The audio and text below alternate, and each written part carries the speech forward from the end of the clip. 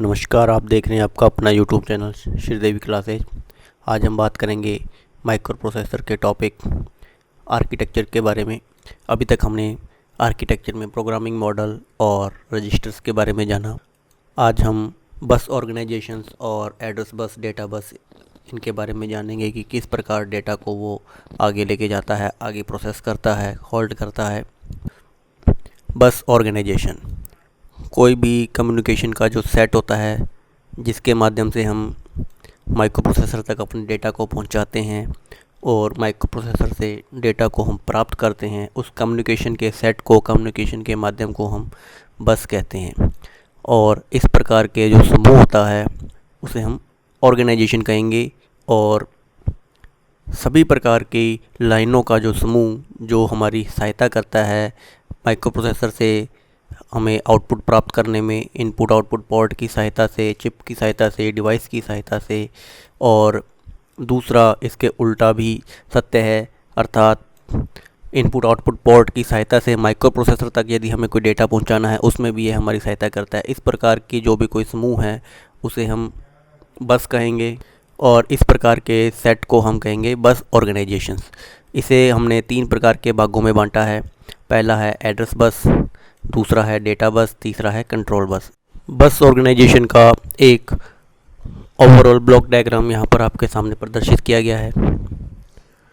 इसमें micro processor को अलग अलग बसेस की सहायता से जोड़ा गया है, इनपुट आउटपुट पोर्ट के साथ और कंप्यूटर के अलग अलग फंक्शंस और पार्ट के साथ।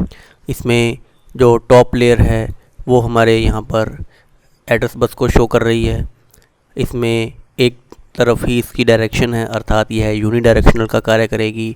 यह सिर्फ एक ही प्रकार का डेटा ले जा सकती है, या तो यह इनपुट का काम करेगी या आउटपुट का काम करेगी। दोनों में से कोई एक का कार्य यह करेगी। एड्रेस बस का जो एड्रेस स्टार्ट होता है वो A0 से लेकर के A15 तक जाता है। A15 तक का जो यहाँ पे कार्य है वो हमें यह बताता है कि इसमें 16 बिट यूज़ की गई है, अर्थात हर एक नंबर एक बिट को रिप्रेजेंट करेगा। और जो यहाँ पे एक बिट रिप्रेजेंट हो रही है, अर्थात यह एक बिट को एक नंबर आगे कैरी कर सकता है, उसे ले जा सकता है। अब एड्रेस बस को अलग अलग पार्ट के साथ जोड़ा गया है, जैसे कि मेमोरी के साथ जोड़ा गया है, इनपुट पोर्ट के साथ भी यहाँ पर जोड़ा गया है। यहाँ पर एक डायरेक्ट कॉम्बिनेशन आउटपुट पोर्ट के साथ भी इसको जोड़ करके बताया गया है। अब हम बात करते हैं इसमें डेटा बस के बारे में। डेटा बस के अंदर हम देख रहे हैं यहाँ पे डबल एरो है दोनों दिशाओं में। डबल एरो हमें यह बताता है कि यह इनपुट और आउटपुट दोनों का कार्य करेगी, अर्थात यह डेटा को ले जा भी सकती है और डेटा को बाहर सेंड आउट भी कर सकती है। यह दोनों प्रकार से कार्य करती है, इनपुट और आउटपुट। इसमें हम D0 से D7 बिट का यूज करते हैं, अर्थात यह 8 बिट का होता है। 8 बिट का होने के कारण यह 8 बिट तक के डेटा को बस कैरी कर सकता है, उसे फॉरवर्ड कर सकता है या उसे इनपुट और आउटपुट के रूप में यूज कर सकते हैं। इसके बाद नेक्स्ट आता है हमारे पास control bus. Control bus address bus की तरह एक यूनिडायरेक्शनल बस होती है जो केवल डेटा को आउट करने का कार्य करेगी या इनपुट करने का कार्य करेगी। यहाँ पर हम इसका यूज ज़्यादा डेटा को प्राप्त करने में करते हैं या उस डेटा को जो हम बाहर सेंड कर रहे हैं उन सारी चीज़ों को कंट्रोल करने में करते हैं। इसका कनेक्शन भी सीधा डायरेक्ट मेमोरी के साथ किया गया है और इनपुट पोर्ट के साथ किया गया है। जिस प्रकार हमने एड्रेस बस को मेमोरी के साथ, इनपुट पोर्ट के साथ और आउटपुट पोर्ट के साथ अटैच किया था, ठीक इसी प्रकार इसको भी यहाँ पर डायरेक्ट अटैच करके को यूज में लिया गया है। एड्रेस बस 16 लाइनों का एक समूह होता है जो कि मेमोरी लोकेशन के एड्रेस को कैरी करके उसे माइक्रो प्रोसेसर तक पहुंचाता है या माइक्रो प्रोसेसर से हमें आउटपुट के रूप में प्राप्त करवाता है। इसका यूज हम जैसे भी करना चाहें वैसे हम कर सकते हैं, पर ज़्यादातर इसका यूज आउटपुट प्राप्त करने के लिए ही किया जाता है। इसमें जो भी कोई एड्रेस है वो इनपुट और आउटपुट पोर्ट के बीच में ज़्यादातर इसको यूज करके प्राप्त किया जाता है। डायग्राम में हमने देखा कि यह एक यूनिडायरेक्शनल बस है, अर्थात यह डेटा को केवल एक ही डायरेक्शन में फ़्लो करवा सकती है और इसकी जो लाइनें हमने यहाँ पर डिफ़ाइन की है वो A0 से A15 तक करी है।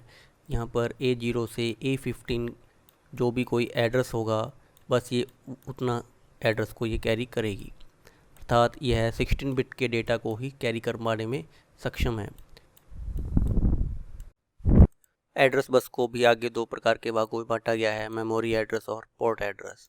मेमोरी एड्रेस से हमारा तात्पर्य है कि हमारे पास जो भी कोई डेटा है उसका मेमोरी के अंदर उसे कहाँ पे स्टोर करवाना है, उसका एक कहीं ना कहीं कुछ एड्रेस होगा। उस एड्रेस को हम एड्रेस बस की सहायता से माइक्रो प्रोसेसर से कनेक्ट करते हैं, इनपुट या आउटपुट पोर्ट की सहायता लेकर के। इसमें जो मेमोरी एड्रेस होता है वो ज़्यादातर 16 बिट का होता है। इसकी जो रेंज है हमारे पास वो 0000H से लेके FFFH तक होती है। इसमें 16 एड्रेस लाइनों का यूज किया जाता है, जो कि 2 की पावर n अर्थात 2 की पावर 16 मेमोरी लोकेशन तक यह डेटा को सेंड करने में सक्षम है। दूसरा आता है पोर्ट एड्रेस। पोर्ट एड्रेस ज़्यादातर 8 बिट का होता है। इसकी रेंज 00H से लेके FFH तक होती है। इससे यह तात्पर्य है कि इसमें जो भी कोई इनपुट पोर्ट होंगे या आउटपुट पोर्ट होंगे वो 2 की पावर 8 अर्थात 256 होंगे। 256 से हमारे पास तात्पर्य होगा कि यह 256 प्रकार से हमें इनपुट पोर्ट या आउटपुट पोर्ट में एक एड्रेस प्रोवाइड करेगा, जिसकी सहायता से हम कोई भी डेटा को माइक्रो प्रोसेसर तक या माइक्रो प्रोसेसर से कोई भी डेटा हम प्राप्त कर सकते हैं, एक यूनिडायरेक्शन का यूज करते हुए, एक यूनिडायरेक्शनल बसेस अर्थात एड्रेस बस का हम यूज करते हुए। इसमें एक्सेस करने के लिए ज़्यादातर हम प्रोसेसर की ही हेल्प लेते हैं, अर्थात पोर्ट एड्रेस को भी मेमोरी एड्रेस की तरह डायरेक्ट माइक्रो प्रोसेसर के साथ जोड़ा गया होता है। ये दोनों मिलकर के ही माइक्रो प्रोसेसर तक डेटा को या तो पहुंचाने का कार्य करेंगे या वहां से डेटा को प्राप्त करके यूजर तक डेटा को आउटपुट प्राप्त करवाने में सहायता करेंगे। अब हम बात करते हैं डेटा बस के बारे में। डेटा बस 8 लाइनों का एक समूह होता है जो कि डेटा को कैरी करने में काम आता है। यह लाइनें बाई डायरेक्शनल होती है, अर्थात यह डेटा को इनपुट और आउटपुट दोनों के रूप में ले जा सकती है। यह दोनों दिशाओं में कार्य करेगी। इसमें जो भी कोई डेटा है वो हमारा दोनों दिशाओं में मूव करेगा, अर्थात हम डेटा को माइक्रो प्रोसेसर तक पहुंचा भी सकते हैं और माइक्रो प्रोसेसर से हम डेटा को पेरीफेरल डिवाइस की सहायता से प्राप्त भी कर सकते हैं। इसमें ज़्यादातर जो यूज की गई लाइनें हैं वो D7 से D0 है।